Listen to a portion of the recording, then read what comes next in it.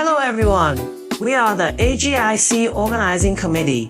Today we came to WDC Robot. Let's explore how they've integrated robots into elderly care, delivery, and autonomous cleaning. I'm here with Manager Chen from WDC Robot. Now, let's have Manager Chen introduce their care robot and its key functions. First, thank you all for visiting the intelligent exhibition area of WDC Robot.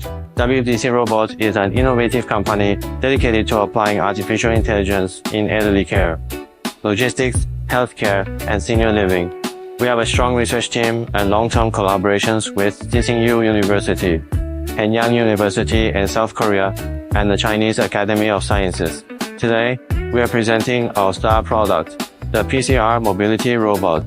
The PCR Mobility Robot has a 76 cm turning radius, making it suitable for most everyday environments. It also has IP4X water resistance, meaning it can operate in both indoor and outdoor settings, even in rainy conditions. Compared to traditional wheelchair robots, the PCR Mobility Robot features an intelligent voice control system. It also has full body vital sign monitoring, such as heart rate and blood oxygen levels. If it detects any irregularities in the user's health, it sends alerts to medical institutions, nursing homes, or even caregivers.